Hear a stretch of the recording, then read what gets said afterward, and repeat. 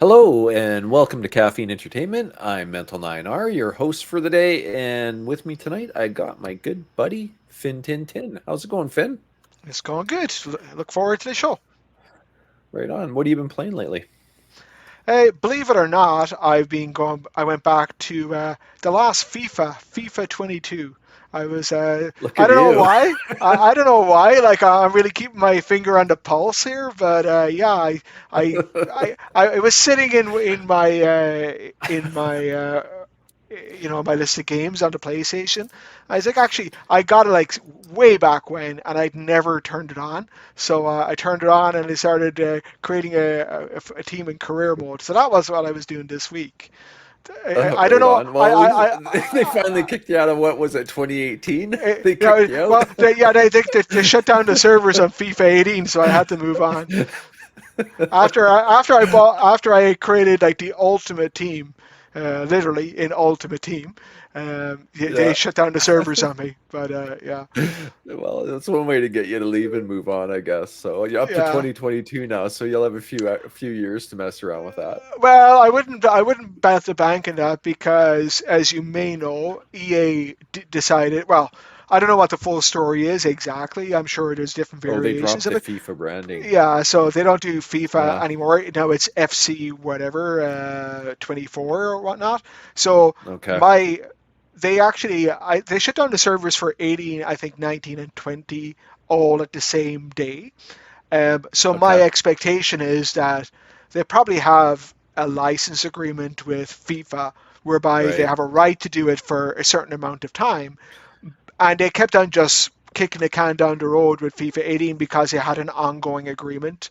But I imagine they'll want to shut down all of the FIFAs sooner rather than later to avoid paying any money to FIFA is would be my guess. Yeah, no, that makes sense. I mean, you see that in a lot of online service type games anyway, where eventually things go away and they get shut down, and a lot of it has to do with licensing deals running out, and you see them even getting removed from stores and stuff. That happened with Forza not too long ago. Forza 7, I think, got pulled from the store shelves in digital land Yeah, because of licensing agreements running out and whatnot. So, well, that used that's to cool. happen. I'm glad you moved up a few years anyway. Yeah, I'm almost current now. I'm only Yeah, I'm only there you I'm go. only I'm only 2 years behind. That's a little better than six anyway, so that's funny. Right on. So I'm playing Last of Us 2, as you can see in my background there. But I wanted to open up the show today just talking a little bit about PlayStation news. You're a PlayStation guy, so this should be fun for you. Yep. One of the first things, PlayStation 5 Pro has been in the news a lot. There was a big spec leak a couple weeks back, and rumors have it coming this fall. Uh, I personally don't really plan on getting one, and there's several reasons for that. I think when you look at the overall specs, the GPU side of it sounds impressive. It sounds like it's going to be a generation newer RDNA 3 potentially. The big number that was touted was 67 teraflops of FP16 performance. But when you really break that down and put it into the PlayStation 5 that's existing, or even the Xbox Series X that exists today, and you take that number and you put it into the teraflop ratings we're familiar with the 10 and 10.28, I think it was for PlayStation, and the 12.15 for the Xbox. Um, it's not nearly as impressive because that 67 teraflops is really only 33 and a half, and FP32, which is your standard quoting sort of that would mirror what they say about PlayStation 5 today and Xbox. It still sounds like a big number, but the reason is they've with RDNA 3, they did something similar to what NVIDIA did with their Ampere architecture, and they doubled the SMID or SIMD, signal instruction multiple data uh, paths that the GPU has. So in doubling that, it kind of artificially inflates the floating point numbers, and the teraflop rating jumps up to 33 from what's more realistically in the range of 16.75 when it comes to gaming. So I think that's played a big part in why PlayStation has claimed around a 45% Mm. actual increase in performance. The other big part of this, I think, that has PlayStation fans and well, actually, I won't say PlayStation fans. I'll say Xbox fans kind of laughing about the whole thing is the CPU is the same Zen 2 processor, which in many respects will be a limiting factor in the performance on that GPU, because Zen 2 by today's standards doesn't really perform that well. It's old and dated, and it feeds into one of the biggest issues we have in gaming today. With most of the releases we've had so far this generation, they don't thread very well. And Zen 2, if you're not using all the threads, it's going to be a problem because the CPUs aren't clocked very high, and their actual instructions per clock that they can perform isn't very good, especially by today's standards. So it sounds like an interesting console, I think, on the surface, but when you break it down into a comparison, GPU to GPU, you can't really compare RDNA 2 directly with RDNA 3. There are some further enhancements in 3 that will add a little bit of more performance, but you're kind of looking at a 16, say 17 teraflop GPU versus what an Xbox Series X would have as 12.15. So but then you're limiting that GPU just based on the fact the CPU is not really clocked much higher. It's a 10% CPU clock speed increase, which will bring them in theory up to around what was the PS5? I think max clock was 3.5 gigahertz. So if you had 10%, you're at 3.85 gigahertz. So it's a bit of an increase, but not really enough to make it game changing, so to speak. Have you heard much about the PS5 Pro, or is this the kind of the first rundown you're getting on it? Yeah, I'm aware of it, and I'm not going to try to compete with you on all those numbers. But I have to say that I'm not. I don't really feel like I'm such a big fan of these mid-generation updates in general. Yeah, It doesn't do a whole lot for me. And if you look at, it's funny you actually have The Last of Us behind you, because one thing I think is consistent on, and I'm sure lots of people would disagree with me here, but one thing that I feel is consistent on the consoles is that if you look at, say, for example, the PlayStation 3 and some of the launch titles with it, compare that to the titles on PlayStation 3 at the end of its life, and it's night and day. Like it is like a yeah, different piece of technology. And definitely. like The Last of Us is a great example. I think it was one of the last big titles on. I guess it was on the PS3. Was it the Yeah, PS3? I guess yeah. But yeah. one of the last Last big of Us titles, originally PS3. Yeah. and it was an amazing looking title. The PS4 either was Mhm. about to come out or had just come out, and this was one of the last big titles on the PS3. But it could hold its own with any of the launch titles on the PS4. And in a way, I'd prefer that the focus would be on maximizing the current generation, or if not that, really going the extra leap and going to the next generation. Now, Yeah. will I buy one? Maybe. I have no intention. I think the other thing for me in the You PlayStation, bought a PS4 Pro, didn't you? I yeah, think we I did both, buy like it. I did. Yeah, Yeah, I did too. and I have to say, like, I don't feel like, and I did with the Xbox as well, the last generation. I don't The feel One like it. X. Yeah, I don't feel like it's significantly, or at least to the point where I wasn't blown away. Right, I didn't feel like, oh, this is different. So yeah, there's some Yeah. improvements for sure, but I've never been a junkie for like the high fidelity graphics or whatnot. Like anyway, obviously I like a game to look good, but I didn't Yeah, notice I'm such a definitely more of a graphics horror than you are, I think, but yeah. I do Yeah, like some eye candy.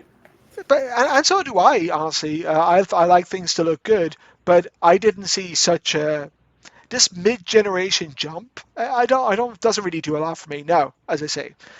And I guess the other thing for the PS5 in specifically as well is that it took so many of us so long to freaking get a PS5 because they weren't available.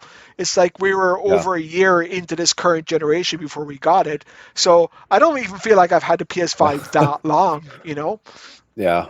I just got mine last September, the Spider-Man one. So, Yeah. I haven't had it long at all, but I agree with a lot of what you're saying. I think the PS4 Pro it made a little bit more sense because it was a little more 4K capable, I guess, and I did have a 4K TV, so I wanted that out of it. But again, it didn't really, other than for maybe a few titles, increase the frame rate at all. Because again, you were stuck with the same CPU with a bit of a clock boost, but it was actually a much better clock boost than what they're doing this time. And it didn't really have enough oomph to push the GPU, even because they doubled the GPU throughput capability back then. So more of a leap in some respects than this time around. So yeah, I personally, I'm not planning on buying one. I just don't see the point, to be perfectly honest, especially since I don't think we've seen the best we're going to get out of the PlayStation 5. I think they I still don't got either. room to improve things. I, I agree. And And I feel like, sorry to interrupt you there, but I oh, it's feel okay. like, just to build on the point I was making earlier, I think by the time we are getting every last bit of juice of the PS5, and therefore the PS5 Pro is going to give you an extra little boost again. It must be time for the PS6 by then anyway. So Well, I don't. So as I yeah, say, I'm not a huge fan of these mid-generation consoles. I'll say now I have no intention of buying one. If there's a sale that, like, one Christmas with a good title or whatever, that apparently, if it's like Grand Theft Auto 6 or something that apparently is really maximizing the last bit of juice out of this generation, I might be convinced. But right now, I don't see it in my immediate future. yeah, you and me both. And for me, it's always, if they come out with a really cool limited edition, I might get sucked in. Yeah.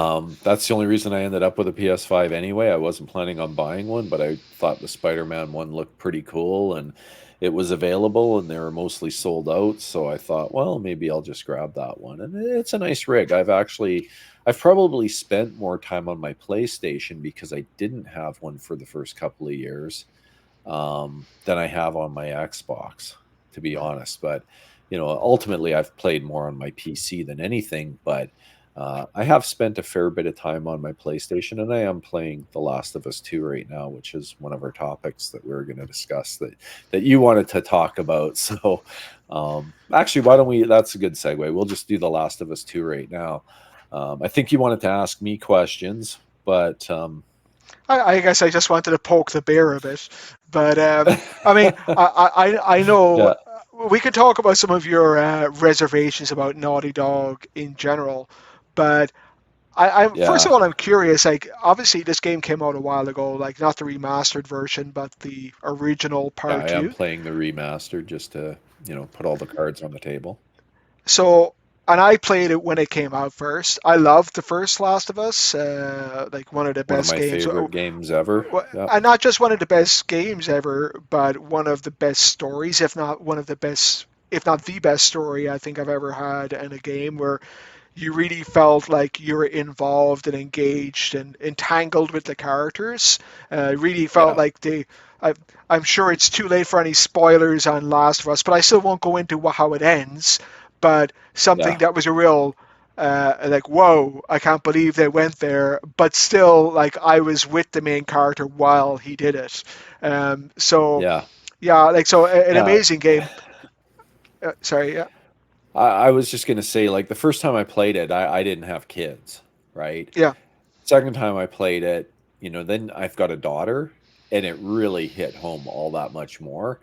Uh, it felt like a different game at that point because, you can relate to everything that happens in that first part of the game. And yeah, it definitely hits different, I think, once you're a parent and you've got a daughter and stuff. And as especially, like, I mean, man, I'd do anything for my kids, right? uh, and you see how the game evolves and his relationship with Ellie evolves over time and becomes more of that father-daughter relationship after the initial I want nothing to do with her. It was a great story. I Yeah. can't deny that. It was I, by far I, my favorite game on PS3, and I've bought the stupid thing 4 times now because Yeah, I bought the I have something similar. I bought it. I think, well, I bought the original disc edition, Then I bought the digital edition, and then when they came out with another disc edition with the add-on as well, whatever that was called, I bought that then as well. Yeah, so I have not yet bought the remastered version of it actually. So One thing that bothered me about there, or potentially bothered me about buying the remastered version, is they had updated the mechanics for Last of Us Part 2, but they did not right, backport them into Last of Us because they said it would have yeah, broken some of the gameplay. And that kind of like, I've played like games like Metal Gear Solid, for example, and they said like a previous version of Metal Gear Solid is really good, and I go back to it and I was like, but if you if in the newest version you can, let's say, hide behind something but stick your head out to see what's going on, and you can't do it in the old version, yeah, it's a bit irritating. So I didn't. So yeah, that's my reasoning for not buying The Last of Us remastered. yeah. Sorry, it's bugging me. My glasses feel like they're crooked. I hate glasses, by the way. They're Um, only crooked when you yeah, mess them and like that. Otherwise, they look straight to yeah, me. well, it feels like this side's higher than it should be, and it's just because I can see the edge of them in my eyesight. Like it, Okay. I hate them. Maybe But your eyes are anyway, crooked. yeah, it could be. Well, my ears definitely are. So, Okay. uh, but it's a good thing I got a headset on. You can't see them, but they're not level. That's for sure. But yeah, with Last of Us, I bought the original on PS3, and then I bought the remaster on PS4, and then I bought the PC version, and I have the remaster for PS5. Mm. So yeah, it's kind of ridiculous, and I've played it on all those platforms. I've been through it 4 times now, and it's a great game. Last of Us 2, however, Mm. no, I'm just kidding. I'm not that far in. I think I'm, 8 to 10 hours somewhere in that zone. And it's been good. It's been a little bit slow feeling, I guess, Mm. for lack of a better way. I haven't felt as engaged Mm. as I was in the first one.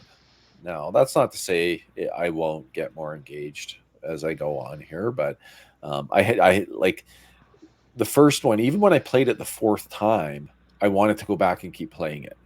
Mm. This one hasn't had that same pull at that level. Like I didn't play it for probably a week and a half before I just went back to it again. Last night I played a bit again, and I've been playing it alongside of playing Cyberpunk Phantom Liberty, which I did finish once, but I've now gone back to an earlier save and made a different choice. So now I'm playing out that ending, and then there's still one more uh, choice that I'm going to go back to as well that I saved beforehand. So, that game will carry me for a bit longer too. But I've quite enjoyed Phantom Liberty. The initial part of it was awesome. Couldn't wait to get back into it, and it's a little bit slower as you get to the end. But unlike Last of Us 2, where I've kind of felt it's been kind of slow, especially once you got past the initial, shocking part that I won't spoil, but I think everyone in the world knows what it is. It seems to really slow down after that. And it's just kind Mm. of been dragging as I've gone to Seattle and, a lot of hunting for gas and, same old kind of stuff, I think. Mm. Um, and then, there's the typical Naughty Dog frustrations that I find with their games where, I'm at this building that I need to get into and I know where I need to go to get there. There's a chain link fence there that I could just, as a 3-year-old kid, I could climb a chain link fence. But for some reason, Ellie's completely incapable of climbing a chain link fence. I find that kind of stuff really freaking annoying, especially since it's only about 6 feet high. You're telling me you can't climb over that? And I have to go around and find some specific gate to go through that I have to squeeze through a little open. It's cheesy. This Like brings make it back a such steel wall that's 10 feet high, and then yeah, I can't climb it. But even Just then, brings yeah, back I would such have been memories able for to do me. it. I think before I even had to shave, my first memories of talking about games with you were talking about Nathan Drake and his inability to climb over a rock. Like, Yes, that or go through. There's an open door that has a board sideways across it, and he can't get in because he's incapable of crawling under that huge opening on yeah, the one side of it. or like I hate that kind of he- stuff. I just he's just hate it. he's just taken out a whole camp with a bazooka, but he can't get through this door. Yeah, it's stupid. I mean, like I don't know. Don't put a door there. Don't put a building there. Put something else there. Like, there's just no point. It's dumb. And I find it really lazy. Like, there's nothing more I hate than invisible walls or obstacles that you can't, like, they're insurmountable. But it's like, say, Nathan Drake, he can parkour across everything under the sun. And, something so simple, a rock that's waist high, he can't climb onto. And it's Uh, like, what are you doing, Naughty Dog? Like, get your head out of your rear and do something right. Like, who play tests that and doesn't complain? Back in the Like, day, I'd almost, whenever I wanted some cheap entertainment, I'd almost bring this subject up with you just to get you going off for like 20 minutes oh about. But man. but anyway, And it back to The Last of Us. Like, I think jeez. so. I can actually see what you mean. I thought The Last of Us 2 was very, very good. And yeah, like and you actually, I'm just thinking about it now as you're talking about it. Maybe a lot of what obviously the plot twist, if it is a twist anymore, Yeah. is a huge aspect of the game. But more than that, maybe one of the problems is that one of the reasons The Last of Us 1 was so good was the interrelationship between Ellie and Joel. And when Yeah. Joel is not That's just part of the story, well, he yeah. is in bits and starts, but he's a lot of a lot of it is Ellie by herself, basically. And the other Yeah. The characters, dynamic's gone. yeah, Yeah. the other characters that she interacts with, I don't feel like they're like window dressing. They're not really a core part of the story. So it does lose that. But it's still a very good game, I think. And I wasn't, I mean, I guess we'll just come out and say that Joel doesn't make it because it's hard to Yeah. avoid to talk about it without saying it. But I didn't find, well, for the Oh first wait, maybe, spoiler alert. yeah, yeah, No. yeah. For the first hour, Too late. maybe I've taken over Abby. I was bothering Yeah. me. But then I got to like Abby too. And I know that's probably sacrilegious to a lot of fans of The Last of Us, but I enjoyed that as well. So, and I still liked Ellie. Um, and as you'll see the game as it progresses, like obviously they both have justifications for being the way they are and doing the things that they do. But I Yep. thought it was a very good game. It didn't have. I thought and I know I recommended it to you. I wouldn't say it had the same emotional impact on me as the first one did from a storyline perspective. But it's Right. still an excellent game and an excellent story. Uh, I think the first one was Sure. hard to beat, though. Yeah, I can't help but feeling like I'm going to be a bit let down, just because I did play through the first one again before starting this one. So we'll see. I mean, I'm pretty open minded. I'm willing to just plug my way through it, see how it turns out, right? Uh, but so I far, found, I don't want to make it sound that yeah. bad either. It's still I've been having fun with it. To be perfectly honest, I've been having fun aside from the stupid Naughty Dog isms that are in there that drive me crazy. I haven't, has there been a run for my life scene yet? Maybe not. I can't remember. But, the typical Nathan Drake, run for your life and the world's Uh, collapsing around you. You got to throw in a few of those every game too. But, I yeah, will say we'll see. the end of it when you get to it is still pretty epic, I think, and Okay. epic in a different way. Like I guess Okay. there's a moral to it is all I can say, I guess, in a way. But yeah, I'd be interested to revisit it once you complete it. It's not that long. It's probably like whatever 20 hours start to finish or something like that. I can't remember.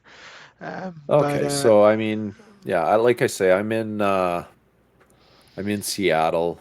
Kind of got out of the main compound. I think if I remember right, I'm looking for fuel again or something dumb like that. I don't know, Yeah. to power up. No, actually, I found that and I got through that gate. I think. I'm not sure where I am. I'll have to. I guess it's a few nights ago Now that I that you played, reminded me of but that though, it does irritate me a little bit. Now that you reminded me of it, like of finding another 3 point switch gate and having to fuel each one of them, like oh oh, and having to throw yeah, the cable over the fence and shit, like you know. But yeah. No, it's yeah. That hmm. It feels like filler, you know, mm, and that's honestly what that type of stuff feels like to me. It's just sort of this thing they throw in your way to force you to go and wander around in places and look for stuff, and it just kind of it's like, hey, we can't think of anything else, so let's make sure this generator has no gas. mm. Yeah, I don't know. I I'm maybe I'm sure being other too critical, but But yeah, I mean, again, the game itself and the mechanics and the look and the feel, I think are phenomenal. But like again, the more I think about it, and I'm just really thinking about this now as you're talking to me, with The Last of Us, the whole game or the whole atmosphere of the game was the two main protagonists and the relationship together. Whereas in this game, the two main protagonists almost never meet, which is so different, I guess, in a way, right? So that's an yeah, interesting change in dynamic, I guess, and I think it does lose something because of that. But I still right. enjoyed it. Yeah, and like I say, so far it hasn't been the worst game I've ever played. That's for sure. I've been having fun with it. It's just it does feel a bit slow, and you know it feels a little bit like some of it's just filler. But Mm. again, there was a bit of that in the first one. I think I've played it 4 times. You think I'd remember, but Yeah, I think there were some this one sections where you're definitely. Go even ahead. not having sorry, even not having played it for years. I do remember there were some sections in the first one where you're kind of in the subway or whatever, and then you're making your way up through buildings from the bottom level up to the top. So and like yeah, some of that is Yeah, like it's a bit slow, and you're not doing a lot. You're it didn't you're doing feel a like filler though, because you were yeah. progressing to an objective, like you were moving in the direction you needed to go in, versus I'm hunting around for fuel to unlock a gate that I could probably climb over, to be honest. You Yeah. know? Like I think that's what bugs me. You have, the ability to do so many different things, but I can't get over this gate that because there's some barbed wire at the top or razor wire at the top. I mean, really? And she has a shotgun. Just blow it Well, there's off. there's yeah, there's options, right? And I find that I don't like fake obstacles Mhm. in my way, I guess. It's the invisible wall syndrome. Just this time they made it a gate that is locked, but it has wire at the top, so there's no way you can get over that. That's impossible. It has wire. That wire is deadly. It will kill you if you touch it. Like it's just kind of weird. That's all. But anyway, we've probably beat that one up enough. The other thing I want to talk about with PlayStation is big news. The Stellar Blade demo has been released or will be released. Is it today? 28th? It's out today? Or is it out tomorrow? Tomorrow, I think it's out. It was Diablo 4 that was out today in Game Pass. But any intention of playing Stellar Blade's demo? That one's kind of been Uh, popular because it's defying the Western gaming culture a little bit, and it's going with a more attractive protagonist than we're used to seeing in recent games. so I will check it out now. But the funny thing is that everything I've heard about it has really been more about the protagonist and how she looks versus is the game any good? So Right. that's so I may put on the game and say like I'm actually I'm somewhat of as you know somewhat of a fan of JPRGs, which uh, this is Yeah. at least a variation thereof, even if it isn't from Japan. But I'm actually a fan of those type of games, so I may Uh-huh. well check it out and pick it up. But I really don't know if it's any good or not yet. All I know is how how the protagonist looks and what people's opinions are about it. So I don't know if you know more than Yeah. that, but that's all I've heard about it anyway. Yeah, no, I mean the gameplay from at least the trailers I've seen does look like it's pretty good. I don't know. I guess we'll find out. I'll probably try the demo. And hey, if the demo blows me away and I really enjoy the game, then hey, maybe I'll pick it up. Another game I'm actually playing that I just threw up in the background there is Near Automata. Did you ever play that? It Yeah, was I did. Like that was a while back yeah, now. But yeah. I So remember the action sequences being very, very good in it, but it didn't grab me enough to complete it all the way through. yeah, I'm actually playing it on my Steam Deck. Okay. Um, and it works great on the Steam Deck. I'm running medium and high like PC settings, and it's a lock solid 60 FPS. Really a great experience, and with the OLED screen and everything, it looks quite decent. Um, and I think I'm enjoying it more than I expected to because I'm Yeah, I not don't really. usually Yeah, you're not. That's not your type of game. But what's kind of no, funny it's about it's that, not. and it's actually goes for the character in Near Automata as well, like or Automata. It's when did we start expecting uh, video game characters to look like realistic people, or like isn't Well, every this is it, right? like going back Like, as long as I can remember, whether it's Street Fighter or Tekken, like I'm talking about the males and the females, they're all idealized versions of people. So what? well, sure. Why is this one so controversial? I don't quite get it. Well, I think it's because in at least in North America or North American gaming companies, uh, this move to realism, I think, has taken away a bit of the, good-looking characters we were used to seeing in the past, and that's, it struck a chord with a lot of people, and there's a lot of uh, I'll say controversy because it has been a bit of controversy. It's all kind of going hand in hand with Gamergate and what people consider the woke agenda in some respects. And, whether it has anything to do with that, who really knows? But it does seem like there is a push to move away from those idealized characters, as you say. Yet it doesn't seem to have affected the men characters as much or the male characters. They still seem to be fairly buff and ripped, and everything, seems to be okay if they're muscular and have the square jawline and all that stuff. Seems to be okay, but it does seem to have impacted female characters a little bit more to some extent, anyhow. Yeah. I'm just trying Um, to think like how tall is Master Chief again? Like so, he's like 8 foot tall or well, something. Or no, he's supposed to be. I think the lore is 7 foot or 7 foot two, and around 300 pounds. Along with, if he's in his suit, he's like 1,000 pounds when he's got his body armor on. So yeah, I don't know. yeah, It's a strange one for me. Like I mean, I to be honest, what's funny about it is not so much. I'm fine. Like if you look at Fallout again and Starfield, that you talked about before, generally speaking, the characters are not overly attractive or looking so amazing. I mean, half the characters in yeah, Fallout are rotten zombies. So, um, but yeah. It and then if depends you on the game, I think. yeah, and then you play Tekken and everyone is like completely over the top muscles or whatever. I guess I'm like it Yeah, doesn't bother me one way or the other. It's whatever fits that game is I'm fine with. So in yeah. a way, what I'm surprised with is like how bent out of shape people are getting about it. Yeah, it's I get it to a certain extent. I mean, you play video games for the fantasy aspect of it, right? I like video games because it's not the real world, and you can play characters that aren't you, and you're not dealing with current events and, the constant negativity that seems to bombard us daily through, news outlets and stuff. So I think that's what's really driving a lot of the frustration in the gaming world as well. I play games to have fun, not to get a guilt trip. And I think that's what's kind of gone away. Like if you look at the old Tomb Raider adventure games and stuff, like they were fun, generally Yeah. speaking. And, you know, I don't know.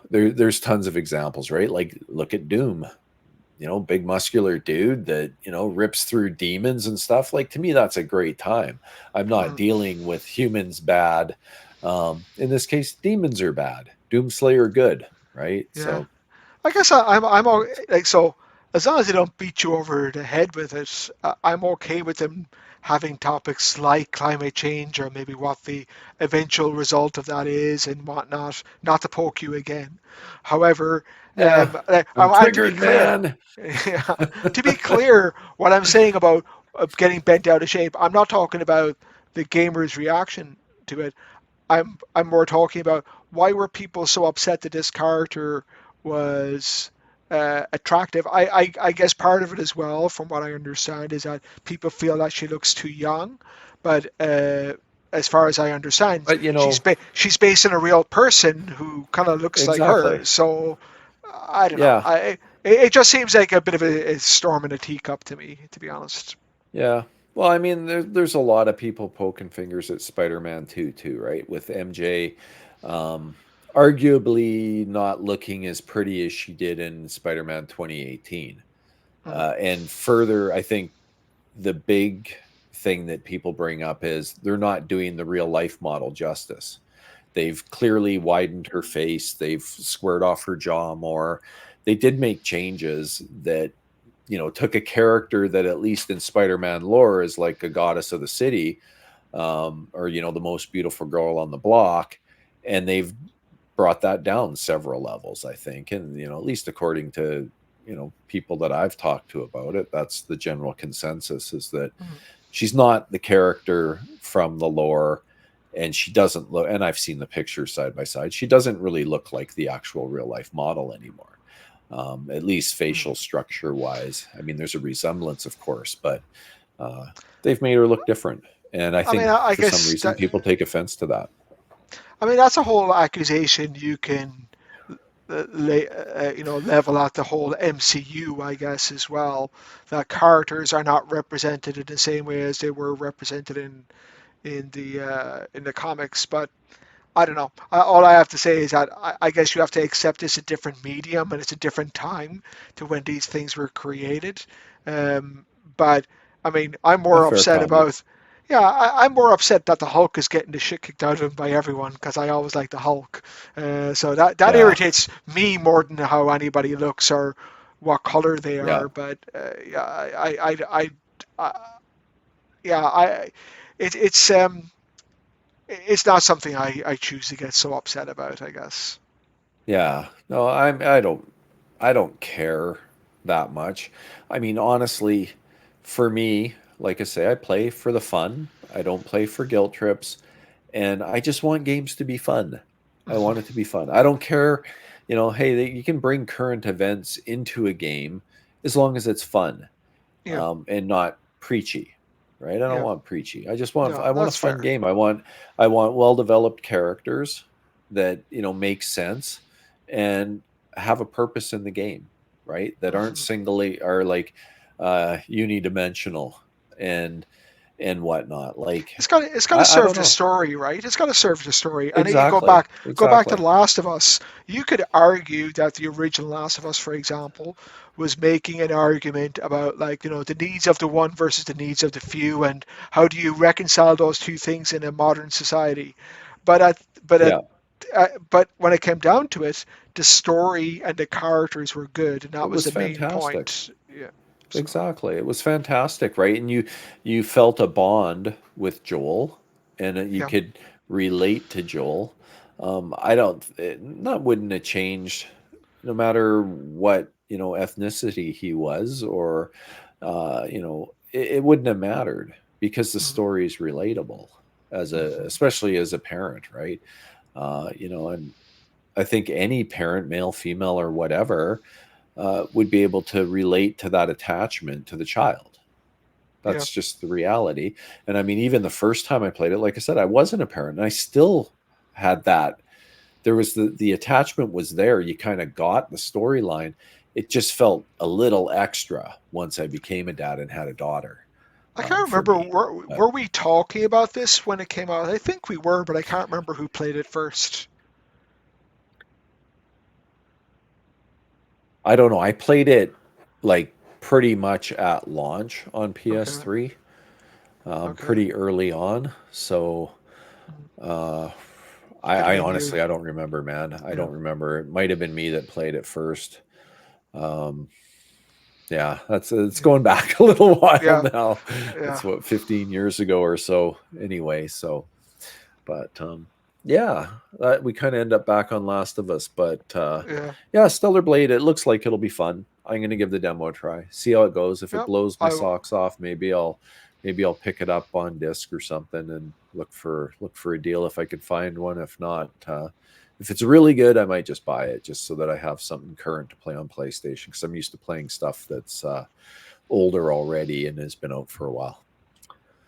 So Sounds I like a think plan. we've. Is there anything else on PlayStation you wanted to cover that we didn't have on our list? I think Nope. that's it for me. Okay, so let's move on to Xbox. Xbox is dead. Have you heard?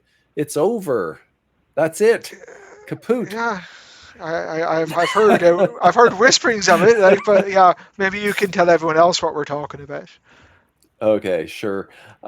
So our good buddy Phil Spencer likes to do interviews. He talks to a lot of people, talks a lot, and maybe to the detriment of the brand he's selling. But in his most recent interview, a lot of the comments made it pretty clear that there is a directional shift coming with Xbox and the way they approach gaming. He flat out said the walled garden of playing on a specific box that's under your TV is an old idea and it's not relevant to their future and that they're making decisions that they feel are the best for the brand's future. Uh, so it sounds like they're changing gears and they're moving in a different direction, and that has caused a bit of an uproar again on X. And you can see a lot of the traditional fanboys getting quite upset over this whole thing, and I can relate. I mean, one of the big things about consoles has always been exclusives. And with when anytime you talk about a particular brand or the brand you love going full third party, I mean they're already a third party studio because they're putting games out on PC. Sony's a third party, for crying out loud. They put their games on PC, and we know, I think the writing's on the wall. I've been saying it since around, well, since Microsoft put their games on PC. I've been saying that Sony would do the same thing, and then since they started putting them on PC, I've been saying that it's inevitable that they go day and date. And I think with the success of something like Helldivers 2 and how well that did, being released at the same time on PlayStation 5 and on PC, I think that further drives the point home with their bean counters. So, I mean, the idea of third party, they're all third party anyway, except for Nintendo, and they're involuntarily third party because of emulation that's out there. But so I think that's been a big part of it. And then, of course, they've actually, well, no, I will mention it. We can talk about the whole thing as a package, I guess. They've also got their new hardware coming, and it's all digital Xbox Series X. The leaked pictures basically show a Series X that's missing the disc slot, and it's all white. So the Xbox is waving the white flag. It's over. Memes started happening too. The white Series X signifying they're exiting the console business, and it's waving the white flag. So that's the whole kind of rundown, I think, in a Yeah. nutshell as to what's been going on the last few days. Again, Phil talking a lot and getting himself into trouble with the fans. Yeah, it's his comments though are very much open to, based on what you're saying, they're very much open to interpretation. What exactly does he mean by that? I get the idea of, I mean, and maybe you can elaborate on it too, because I don't think I heard exactly what you're saying there. But when he says that the days of having a physical device under everyone's TV, that may well be true. Like maybe where technology and internet speeds or whatever are getting to the point where that's feasible, or he can see that in the future it's feasible. Um, but does that mean that he's really going to give up on? It's there's other reasons for it too, of course, but it seems like it was a lot of hullabaloo about nothing if when they're trying to acquire like the Call of Duty franchise or Activision or whatnot, and PlayStation are up in arms about it or Sony are up in arms about it. It seems much ado about nothing if it's like now that they've acquired some of these things, now they're saying, and we're going to make them available for everyone. Like is there a Well, strategy at play here? It doesn't seem to make sense to me, you know. so it's funny that you mentioned that, because there was the famous email from the whole court case thing about this and the FTC end of it all, where that was exposed, where Jim Ryan was sending it out to, I guess, his superiors or the others in PlayStation, saying, I've spent some time with Phil and Bobby, and this isn't exclusivity play. They're looking past that, or it's bigger than that. It's because Xbox was saying originally that this is about mobile. They wanted to get the Activision Blizzard King part of it. It was King they wanted more than anything, just because of the mobile presence that it gives them. So Jim in that email said, it's not about exclusivity. It's bigger than that. We're going to be fine. We'll be more than fine. And does that mean that they said, hey, look, Jim, in the future, we're going full third party? That's kind of the conspiracy theory that's going on now, is that, hey, there was more to that than we thought. And it wasn't just about Call of Duty and that they were going to leave that on PlayStation. It was that, hey, we're going to be bringing a lot more games to PlayStation too. I mean, it Uh, makes sense. I think even in North America, I mean, I may have my numbers wrong, but I think PS5 outsells Xbox almost 2 to 1. So maybe that's not 100% accurate, but I think and globally it's roughly PlayStation. 2 to 1, I think, worldwide. In North America, they're Okay, pretty even. okay, yeah, maybe that's what the figure I heard. But even Yeah, still, like uh, Xbox is in 45 regions, and I believe PlayStation is in 75 regions worldwide. So they have that advantage, and they do outsell PlayStation, or PlayStation outsells Xbox by a wide margin in Europe. so I guess in that regard, like the idea of walling yourself off from the PlayStation community doesn't make a lot of sense. But I'm just wondering about Xbox's overall strategy in general. It doesn't seem to be that cohesive to me, at least, anyway, from the outside looking in. No, there's definitely ambiguity that they keep throwing on the fans' laps. Hmm. And I think that's the biggest frustration from everybody. Just come out and say it already. Tell us what you're going to do. So I get why people are frustrated. I mean, if you're talking about going full third party, what's the point in buying an Xbox then? Why would anyone buy one? Next generation, it's easy to, like, I mean, sales are down this gen already compared to Xbox One, which is a bit scary um, for the brand in general. But you're starting to see third party developers skipping Xbox with their releases because the development time isn't worth it, or isn't perceived as being worth it for the Hmm. potential sales upside, because the platform's small. There is some debate on the Sony PlayStation 5 like sales numbers, like, because PlayStation reports in units shipped, which is 50 million. Well, it's probably north of 50 million now. It's probably closer to 54 or 55 million. But there's arguments out there, and I don't know how much truth is in them, that their actual sales, like storefront sales, though, are more in the 35 to 40 million range. And that you can't rely on the units shipped, because apparently there's warehouses full of PlayStation 5s. I don't know. I haven't seen anything. It's just rumor, but I haven't seen anything that would convince me that that's necessarily the truth. But I do believe that, odds are they haven't sold 50 million. They've probably sold, 45 to 50 million, somewhere in there, and they've probably got 5 million units in stock, right? Um, that would I make mean, but sense to me. maybe a better comparison to use is PlayStation 5 game sales versus Xbox game sales. That would probably tell you a truer picture Well, because you've yeah, got to have a console to play it, right? yeah, and you know, given that Xbox has Game Pass, we know that impacts at least the sales of their first party on the platform. Although geez, you look at Starfield and it did really well. I mean, it sold really, really well. So it's hard to know exactly because Microsoft doesn't disclose that information. So you end up relying on the few areas that report on it, but they generally only report on physical sales because they don't have insight into the digital sales. So then it always looks Mhm. like PlayStation way outsold Xbox. But in reality, we don't really know because consumers on Xbox are overwhelmingly digital purchases, right? Like Microsoft's, I Yeah. think at one point said it was 85% digital on the Xbox platform. Um, And honestly, I think it's a tough one. you've probably bought some special editions, but I have not bought one physical game on either the latest generation of Xbox or PS5. So I would Okay, definitely believe so I that. have. Yeah, I have. I've kind of gone out of my way to buy disc versions lately because I'd hate to see the medium go away.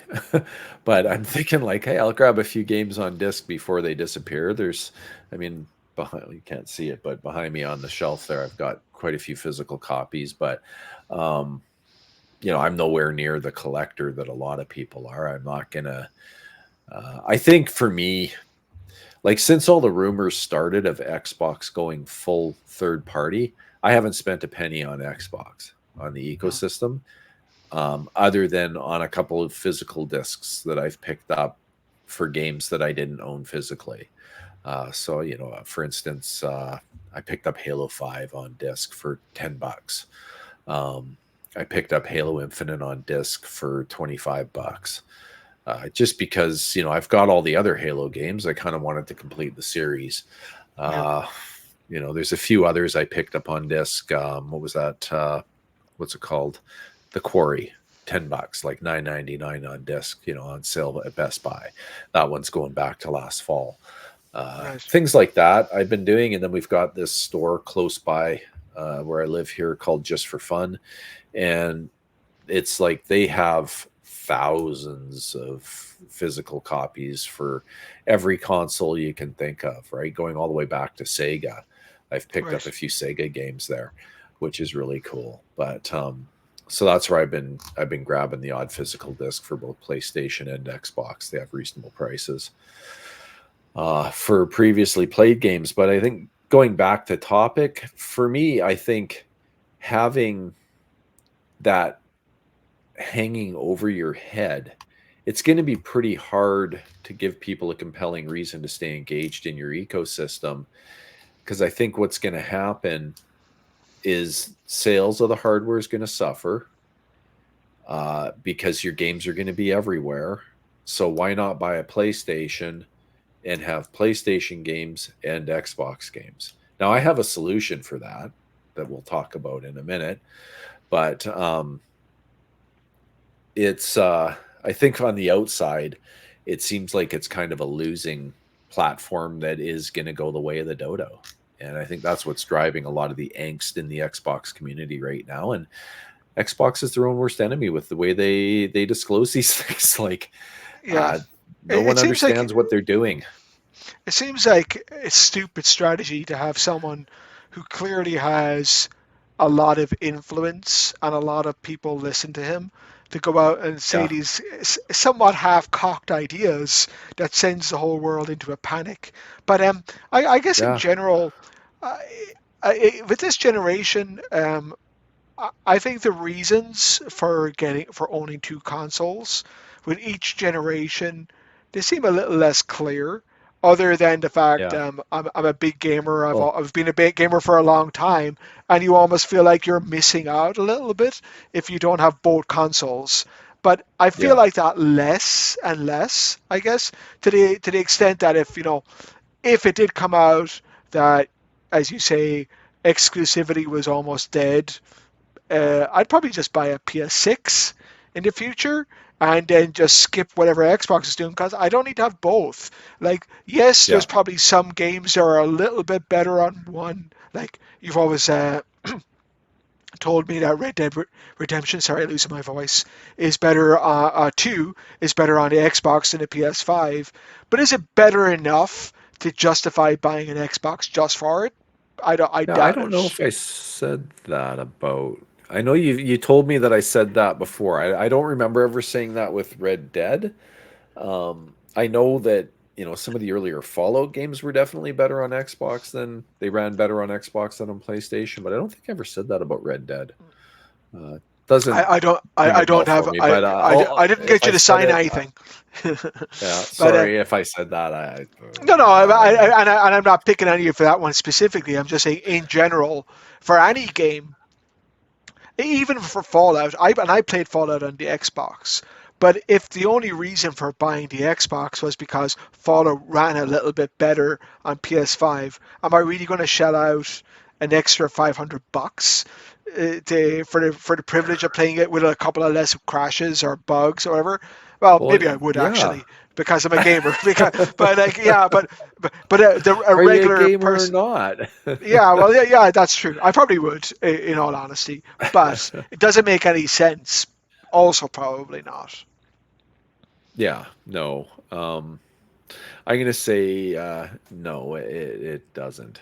But yeah, I mean, and that kind of leads me into the next part of this is the new console that was leaked as well, the White Series X Digital Edition. Like I feel like the last thing I want to spend money on right now is digital versions of games for Xbox.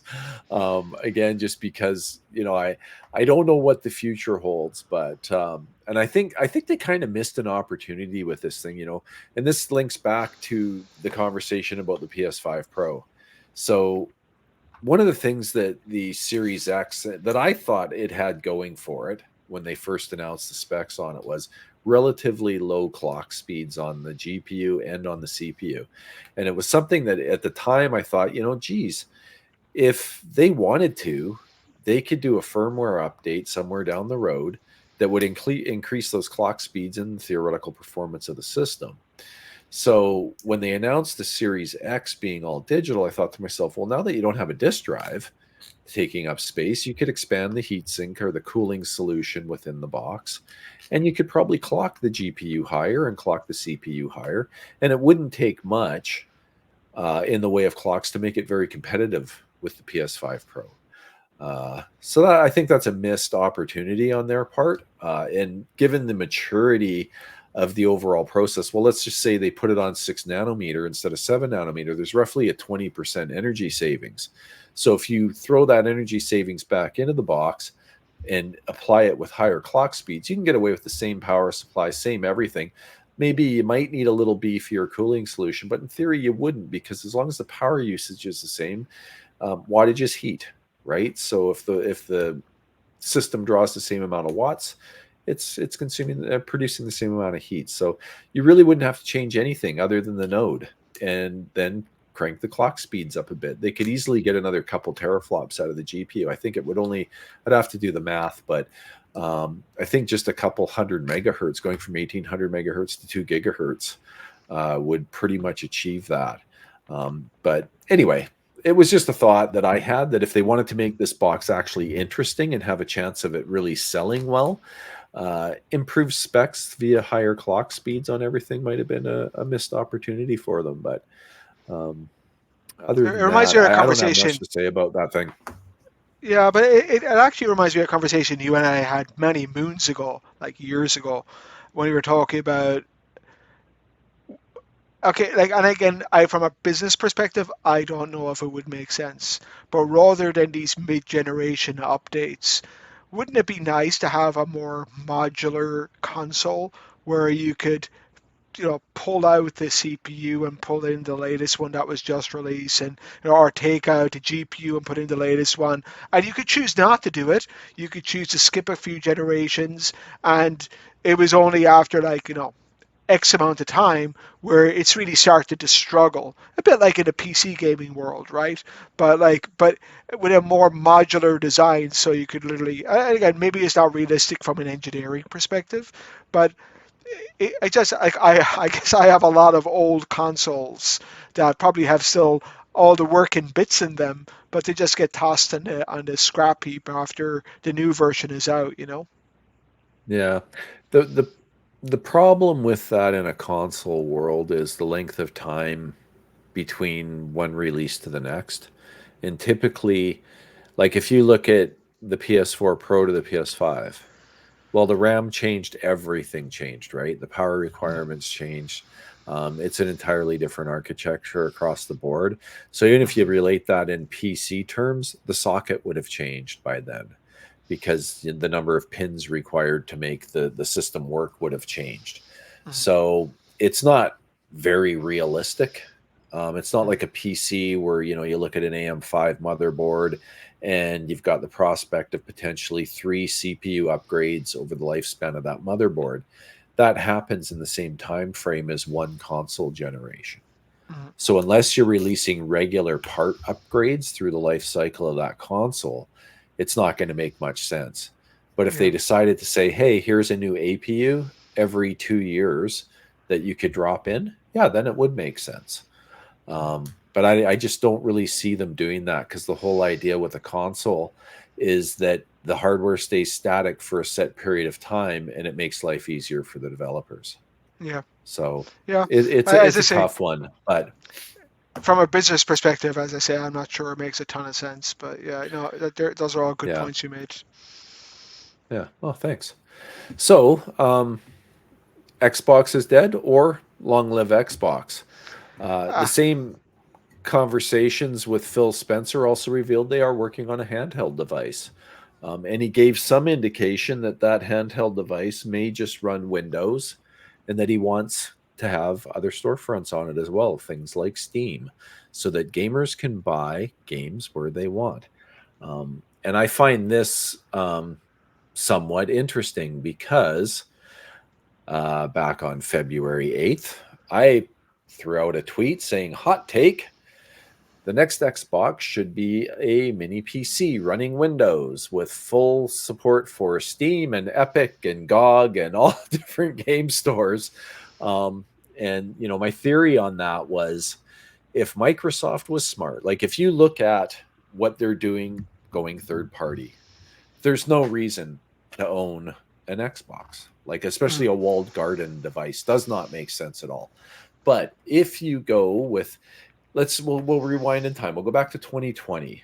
If the Xbox Series X had released in 2020 as a system exactly like it was spec wise, everything the same, but instead of being a walled garden console, actually had a fully functioning version of Windows 10 on it, or I don't think Windows 11 was out at that time, but whatever, fully functional version of Windows that just had a console friendly user interface. So you could sit down with your controller. The dashboard looked exactly the same, but underneath it was full Windows that you could literally reboot into a desktop mode and use it as a desktop PC, have a keyboard and mouse, run Excel or whatever it is so the kids could do their homework on it and have a console mode that would let you play games. In desktop mode, you could download things like Steam, you could install the Steam store, you can install GOG, you can have all those wonderful things. And then when you go back into console mode, those stores are just an icon you click on, and boom, there's all your Steam games. Boom, there's your Epic games, your GOG games, your Ubisoft games, your EA games. They're all there and everything just works because it's a PC ultimately running Windows. Uh, that would have been a completely different ball game. Now the problem with that though is you lose your backwards compatibility for your walled garden games. And Phil did say that one of the challenges is there's going to be a lot of paperwork. So I'm assuming what he meant by that, and I would be 99% certain, if they go full Windows, but they still want to maintain backwards compatibility. The only way they could really do that is to build an emulator that would emulate that walled garden version of the environment that the game would need to run properly.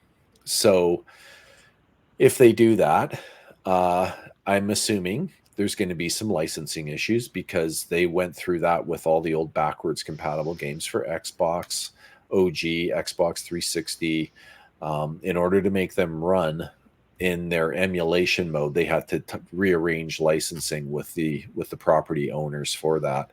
I'm assuming that's the paperwork he was talking about in order to go full Windows. But if they did that and this handheld came out and it ran full Windows, with all that flexibility and backwards compatibility to download those games and run them in an emulated mode, that would be pretty compelling, because suddenly you now have an Xbox handheld that can play PlayStation games. So now going third party fully and putting all your games on PlayStation doesn't matter, because you're getting the PlayStation games that PlayStation's putting on PC anyway. Even if Sony comes out with their own storefront for PC and that's the only place they release their games on PC, which by the way, I think would be a huge mistake, because PC gamers are fickle and PC gamers like Steam and GOG. They don't really like any other stores. So Sony might lose a bunch of sales just for not putting their games in Steam. But let's say they do that anyway, and they have Steam, or they don't have Steam and it's only their store. It doesn't really matter, because that application will be licensed to run on Windows. Therefore, it's going to be able to run on this handheld because it's just running Windows. Same thing if they do that with the next generation Xbox.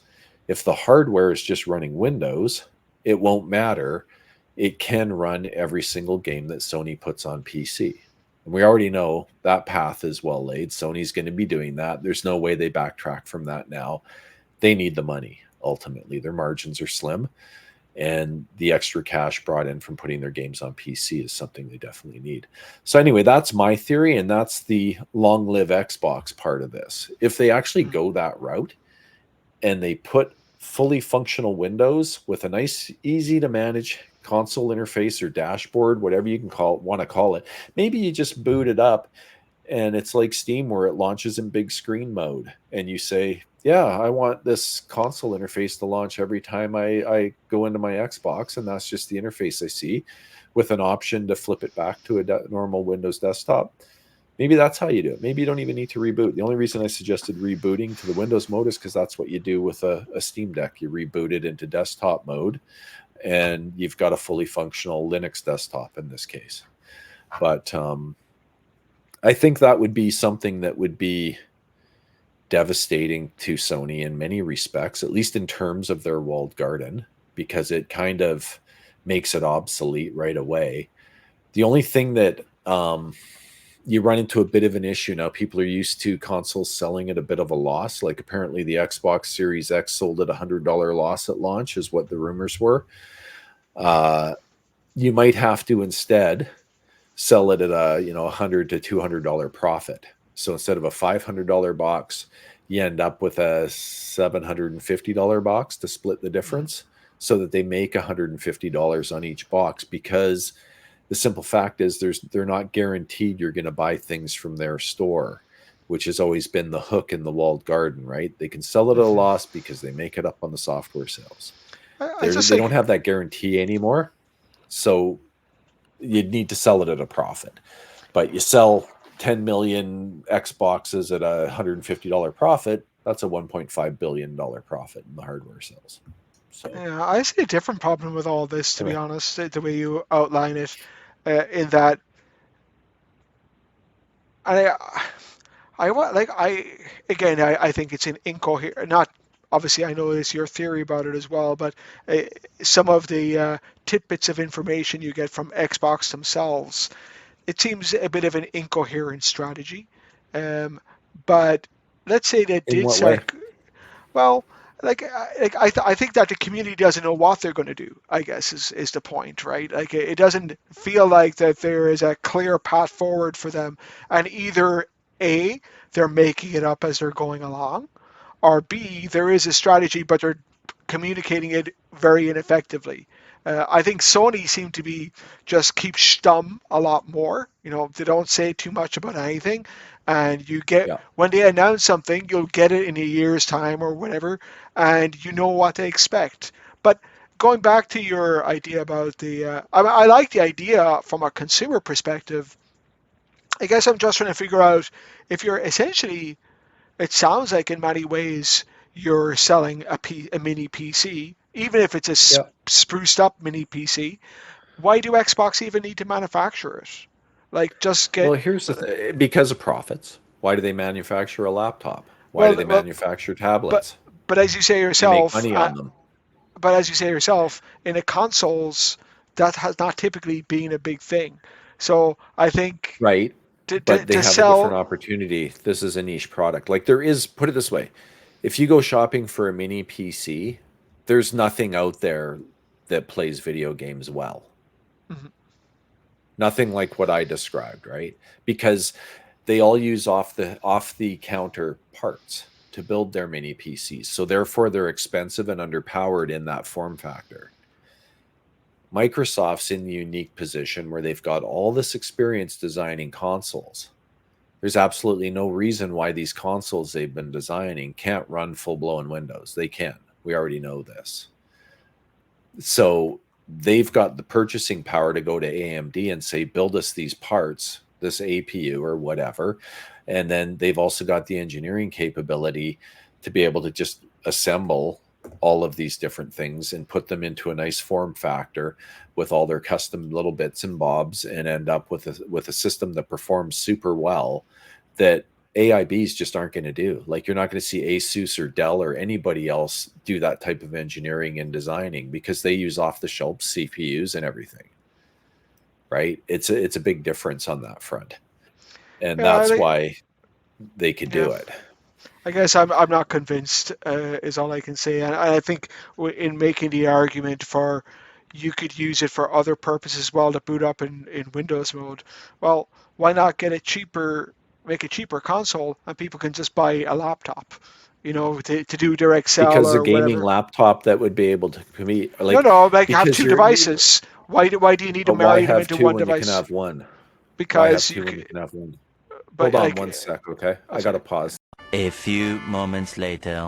So you were saying about the Yeah, idea of having just I a cheaper console. See, the thing is though, the cheaper console, the only way to make that viable is to use weaker performing parts if you're going to run full Windows, or to stay with the walled garden that doesn't open up your ecosystem to everything. Mhm. Right? So you're limiting yourself for the sake of saving a few $100s on the console, only to tell someone go buy a $500 laptop. It doesn't make sense. Right? Like, what's one of the things that a lot of parents, not you and I, of course, because we're gamers, but a lot of parents don't want to buy their kids gaming systems because all they do is play games. Mhm. But if it's a PC, parents don't usually have a problem buying a PC. But the thing is, you're not going to get a PC in that 750 range US that's going to really be able to game that well for a kid, right? That's just the reality of pricing when these things launch. And what would you do then So in your mind? So you'd have it connected to the TV, but if you did want to do your homework, would it continue to be connected to the TV or? sure, there's no reason why the kid couldn't sit there with a keyboard and laptop, right? Mm, And the other problem it solves from a console gamer perspective is there's a lot of games that come to PC, like Microsoft games, that don't end up on the console, at least not right away, because of controller limitations. This makes that go away. All the games will be available day one. It's up to you to decide whether you want to use a keyboard and mouse to play them. I think there's something in it. I'll think there's something in what you say. I guess I just don't think it's Xbox anymore. I think it's something else. And It would be something else, and it would have well. Here's the thing: the rumors are that they're not going to use Xbox branding for this stuff anyway. Like, mhm, I think in some respects, the Xbox branding is going to just be their games, and even that, I see them like moving away from it. It's bizarre, because going back to the Xbox 360, it was Microsoft Game Studios, mhm. right? Then in the sort of mid term of the Xbox One, they changed it to Xbox Game Studios. Well, now Microsoft Gaming is coming back again, right? The whole thing is now it's not Xbox anymore, it's Microsoft Game Division, right? Xbox is a part of that, ABK is a part of that, ZeniMax is a part of that. Yeah, So it's kind of like they went Microsoft to Xbox, and now they're going back to Microsoft. And rumor has it that this handheld is being designed by their Surface team. And it's probably going to just be a Microsoft branded device. And even if you yeah. looked at them at PAX East this year, their booth, Microsoft was the big name, but there was an Xbox emblem on it Maybe the as way well. it could potentially So work is you know, they bring out another scaled down maybe Xbox console, but then in parallel they bring out a Microsoft branded PC, but it's compatible with Xbox, so it can play all the Xbox games well. Maybe that's the kind of middle ground. I don't know. I guess yeah, I I don't don't see think the it's. point in that because, and I'll tell you why. Because then they're having to build two versions of games again. The other problem this solves for them is they no longer have to build a walled garden version of the game. They're just building a PC version. That's it. And inside that PC version, they'll have a group of settings that just says Xbox Series X2 optimized. Click, and it optimizes the settings for performance mode on the Xbox Series 2, which is your console / mini PC. I mean, But it's like when I but play my if Steam Deck. If I go in here and I load up, um, if I load up Cyberpunk and I go into the graphics setting, all I have to do is pick Steam Deck optimized, and it's optimized for my Steam Deck. I think though that And it would be the same idea. if both of the devices were based on Windows, it's the amount of difference that between them would be relatively small from a development perspective. So yeah, I don't know. I guess I don't see it as a real continuation of the Xbox brand. But I think the short version of the headline is Xbox probably need to be a bit more cohesive in what their strategy is, so that they don't freak people out that they're like you say, right, that you're going to stop spending money on the ecosystem. Yeah. And don't get me wrong, I get what you're saying about, it doesn't seem like the Xbox brand, but what really is the Xbox brand anyway at this point? I think, there was somebody on Twitter, Cobril, that put that question out, excluding hardware, what is the Xbox brand to you? And, people, oh, it's the ecosystem, it's this and that, right? To me, you don't have a brand without the actual hardware. This is a way to keep the hardware branding alive. And for the casual normies that don't know about all this junk in the background that still want an Xbox, this Xbox is still there. They can go buy it. It'll have a few different options when they boot it up. Like, hey, do you want full screen mode or do you want Windows desktop mode?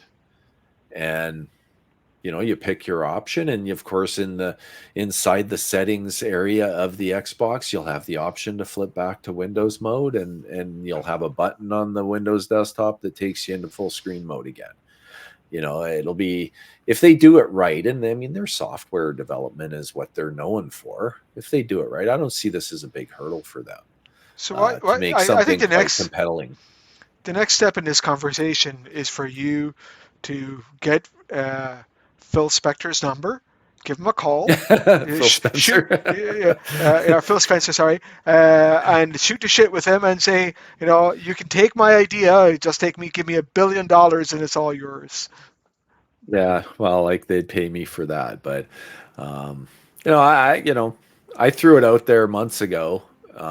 It got a few eyes on it, not a lot, but I also talked about it on I think it was episode 93 of the Bull Sitting podcast as well, with the guys there, and they liked the idea. They all said they'd buy it and they'd be willing to pay more for it because it's a PC and it's not a walled garden anymore, and they have the flexibility of saving money by being able to buy from any game store that's available on PC. And I think that's if you ask just about any hardcore Xbox person what the biggest problem with Xbox is, or the biggest weakest link, I guess, in the chain, has always been their marketing.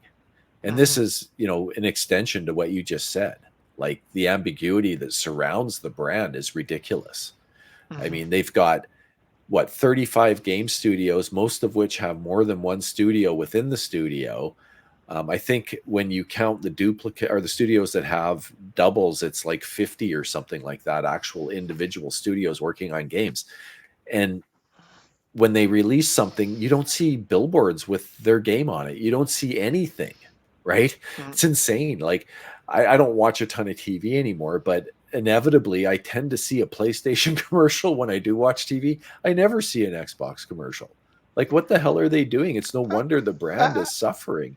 Yeah, It's don't get just me wrong. stupid. I like some of what you say for sure, and I love the idea of being able to buy essentially Steam slash PC games on the Xbox. That's a great idea. I don't see as much value in it being a PC as well for me. I would rather have a Yeah, second device that I can use in parallel. Like, so the kids can do their homework using their spreadsheets while I'm playing the games. Like, so, but yeah, well, there is that. There is that. yeah. But So I'm thinking like it doesn't have to have that. I'm just yeah, thinking it could if they wanted to. If it's running full Windows in the background instead of a crippled kernel, they could do that. So, yeah. I think the main thing for me is if they kill the walled garden entirely and go third party, it's not going to sting nearly as much if the hardware they sell you can play PlayStation games, whether Sony wants you to be able to do it or not. Sony can't stop it at that point because you're just on Windows and they've already licensed their games to be on Windows. So what are they going to do? Stop putting their games on Windows? I don't think they can take that hit. I saw someone else, I was chatting with what the guy's Nick, I think was Jason Max, if I remember right, in a different podcast the other night. I was chatting back and forth with him in chat. And he said, well, maybe, PlayStation just comes out with their PlayStation 6 and it's running Windows too. And then therefore it can do all those things as well. And I said, well, sure, that's great. And I'm sure Microsoft would love the check they get for putting Windows on it, right? Like Sony doesn't want to do that. They don't want to pay Microsoft for Windows. That wouldn't make any sense to them. There's probably they some would probably way put a Linux desktop on it or something instead. But there's probably some way that, from a legal perspective, they could mandate that while the games may be able to be played on this console, as a competing console, you're not allowed to. No, there's no way. It's just PC. What you can like? I mean, what are they going to do? Lock Asus out of the market too because they have a handheld? Sony's rumored to be producing their own handheld. So I'm just saying that one that's better than the Portal, right? Like if they were worried about it, and not lock out other PCs, but say like this particular specification of PC, you're not allowed to play Sony games in it. But I don't know. Up in court. I think I don't see how they could legally do that. I think we're taking a speculation. We're taking the speculation we're going down a rabbit hole. Yeah. I just don't see how they could do that. I mean, then Microsoft could just say, okay, fine, it's a Surface console or it's a Surface PC. That's it. It just happens to have a controller interface that uses Xbox controllers. And that goes back to what I'm saying. That's what I comes back to what I was saying originally. It's a mini PC, but it's spruced up mini PC, right? Yeah, but I'm just saying use the Xbox branding because you're going to be guaranteed to get 30 million sales right away. Mm-hmm. And any handheld, like I don't know what the sales are on a Steam handheld, but I don't think anything comes close to those numbers in sales. Like the ROG Ally, I remember seeing numbers around a couple 100,000, I think that they sold, or maybe it was a 500,000. I can't remember, a million, but nowhere near 30 million. It makes you wonder, though. 40 million. It makes you wonder with the amount of. Again, we're delving into another topic entirely now, so probably shouldn't do that. But I do wonder, like the idea of having a good console. Forget about Xbox for a moment. Steam and PC is a good combination. I know you have a shitload of games on Steam. So do I. And the idea that no one has figured out how to make a good version of that to play on a big screen, and sold a lot of them. That leads me to another topic. But yes, before Steam Deck, there was Steam Machine. Steam Machine, though, was, in my mind, not a good product because it was really just an operating system and it was up to AIBs to build the hardware. But now that Valve has all their knowledge from building these, I think they could build a next-gen console I've been doing that a lot lately. But a next gen console. sorry for anyone that's watching. It's probably annoying at this point. I'll try and stop.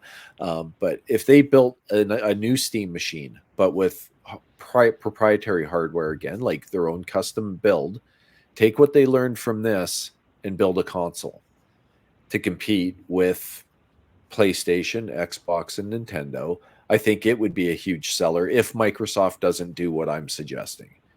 Because you can get the other game stores to run on a Steam Deck. You can actually get Windows to run on a Steam Deck.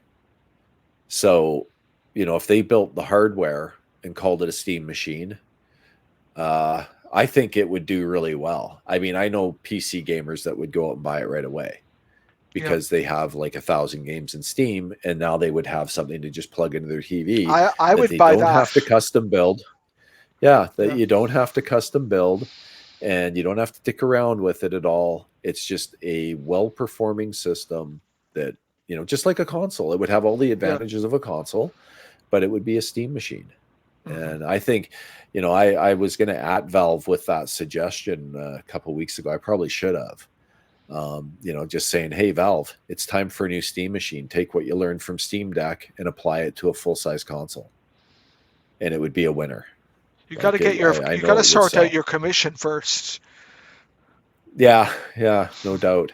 I'm sure Gabe, he's a pretty smart guy. He's probably already thought of it, and who knows? Maybe they have one in the works already. They just don't have that same buying power that Microsoft does, right? But the way the Steam Deck sold, holy crap! So, I think a full-size console. One of the things I was thinking of, and I kind of alluded it a little bit as we're talking about it. And again, I don't mean to beat this topic to death, but I don't see the sense in Microsoft doing what you suggested first. But what I could see make sense is Microsoft, partnering up with a Valve with their buying power and say, okay, let's partner in this. It'll be not necessarily an Xbox machine, but a Valve machine or whatever that is, licensed or supported by Microsoft. And they say, like, to their fan base, they say, this is the next version of the Xbox. This is the direction we're going. We're getting out of the business of building the hardware. We're working with the experts in the hardware department. We're the experts in the game department, and we'll combine forces. I think that would make sense, and that would be a formidable partnership. I think Xbox is more expert than Valve, though, in hardware. It would be kind of a weird. I mean, they've been doing it for 20 years. Valve just recently got into it. I'm using Valve as an example. Maybe they lend their yeah. I mean, there was some thought about that too, like having third-party Xboxes being made by Asus or whoever. To me, that doesn't make as much sense, considering they've got their Surface division that builds these things, builds laptops. They have the expertise in their APU design. I mean, arguably have made the best hardware for years now. You mean besides Sony, every right? angle? No, well, I would argue that the Xbox hardware is better than Sony's, but it's partly just the way it's designed, I think, is better.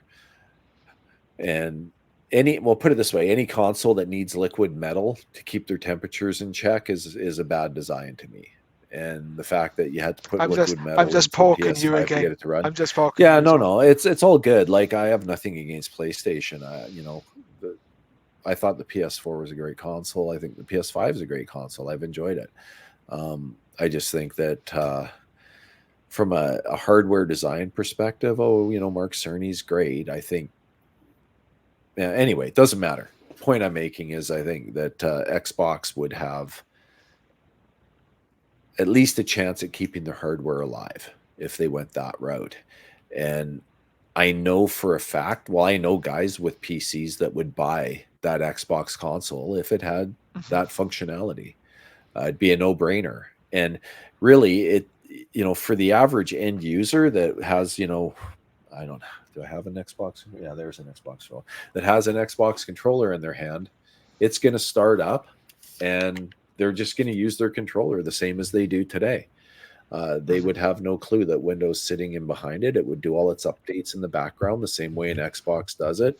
Games would update automatically. Everything that you don't need to see wouldn't be shown in that type of a design. And it would just seem like an Xbox console. But hey, there's a Steam store icon. Let me click on that. Ooh, that's a good deal on a Steam game. I'll download it. And it will just work because it's a PC and it's running Windows. And that's, to me, it's a no-brainer at this point, at this stage in the game for them. It's the only way I can see them staying relevant. And because, like I say, the brand is largely hardware. So unless they have no interest in keeping the Xbox brand alive, and it really does just become Microsoft Game Studios and Xbox ceases to exist entirely, well, that's a different conversation. Then screw it. And who cares about hardware? Just put your games on everything else and be done with it. But then why build the handheld? What's the point of that? And why go on this? Well, I guess they could have gone on this acquisition of all these companies and still just wanted to be a bigger games company themselves without having to worry about the hardware. But as I say, I think when it comes down to in the software, right? Yeah, it all circles back to, again, for me, I don't know, like, I may be wrong and they have a very clear strategy. Okay, it's either A, they don't have a clear strategy, or B, they have a very clear strategy, but they're doing a lousy job of communicating it. And I'm not sure which one it is. Yeah. But right now, I'm not exactly sure where they're going, I guess. Yeah. Well, one thing we know for sure, time will tell. And I think time-wise, this is getting to be a pretty long discussion again. So I'm going to skip a couple things we had on there and just head straight to the last one, which is, we're both Fallout fans. You probably more so than me. And Fallout is coming to TV as a series. Haven't got a lot to go on, but the trailer does look pretty freaking cool. What do you think of that, Finn? So I was excited with the idea of it coming to TV in general, and I'm way more excited after seeing the trailer. Now, it could be that it isn't. You can get the wrong idea from trailers when they show you like the 5 best bits from the movie and then the rest of it sucks. But I gotta say, even besides the specifics or the content of it, what I was impressed with was the tone of it was so Fallout. Yeah. It looked like it was made by someone who loves Fallout, who loves the whole, like whatever, like 40s/50s vibe of Fallout, but in the future. I love the way that came across, and I think it could be great. I'm looking forward to seeing what it's going to look like. But I've always loved that about Fallout. It's one of the things that makes it a little bit different, I guess, from other video games, is that it takes it's old-fashioned, but it's not. Like it's in the future, but it's old-fashioned, right? Like it's a very kind of unique, in my mind, combination. It's like watching a sci-fi movie from the 40s, right? Like or Plan 9 from Outer Space or something, right? Where it's supposed to be in the future, but everything is a little bit hokey. I've always loved that a lot about Fallout, so I'm very interested to see.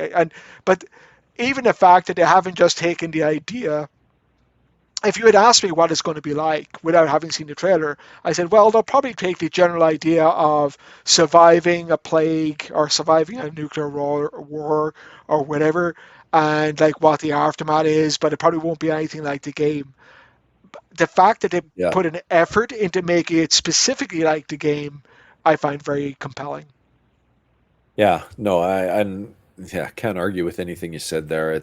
It does look like it's going to be pretty cool. I mean, it looks like they're holding fairly true to the whole concept. I like they showed bits and pieces from inside the vault, and then the wonderment of holy crap, what the hell am I walking into and stuff. Like it definitely took me back to Fallout 3. I think just the first person aspect of Fallout 3, and that you walk out of the vault and you're like, oh wow, like this place is messed up. And I'm definitely looking forward to it. It's not that far away. What April 11th, I think. Thursday, April 11th is when it's dropping. So I'll be watching it, no doubt. Looks like it'll be a good time. The character design looked quite good. What's it, the ghoul that appears to be a sheriff or something? I'm not sure what his role is, but I did get a kick out of that. And the armor as well looked very not like it wasn't not like it was in the game necessarily, but a great version of it for live action. Very convincing. Looks very cool. Yeah, quite convincing. I'm definitely looking forward to that. Can't wait. It'll be good. I'm sure. Well, maybe not. Yeah, it's got this guy as well. I saw he was in the trailer, Walter Goggins, and he's usually. I'm not sure if you know his name, but you definitely would know his face. And pretty much, well, I think everything I can think of that he's in is generally pretty good. He's a good one of these character actors, I guess. And Kyle MacLachlan is in it too. He's another actor I like. So yeah, we'll have to see. Hopefully it lives up to the promise. Yeah, no, I hope so. It definitely looks good, and we don't have to wait that much longer. A couple weeks away. That's it. Launch day. So yeah, that's all I've got for tonight, man. I appreciate you taking the time to sit with me again. Any final thoughts before we say goodbye? No, let's hopefully the next show hopefully the next show won't be too far away as well. But good talk. Yeah, I've got another. I'm guesting again on the Bull Sitting podcast and on Lope's show on Sunday. All of that's on TSWS Gaming. I've got an invite from game players to show up on their show, so that could be fun. You got to get yourself out there too, do a few more shows, but maybe you'll get into it more once. I only like you, Mike. Here regular. Oh, thanks. Jeez, I feel so special. Yeah, once we get a little more flow, maybe you'll feel more comfortable hopping on some other shows. It's a good time. I'm enjoying it. It's a lot of fun, and we shall see. But anyway, thanks again, my friend. And hey, folks, this is Caffeine Entertainment. It's time to wake up.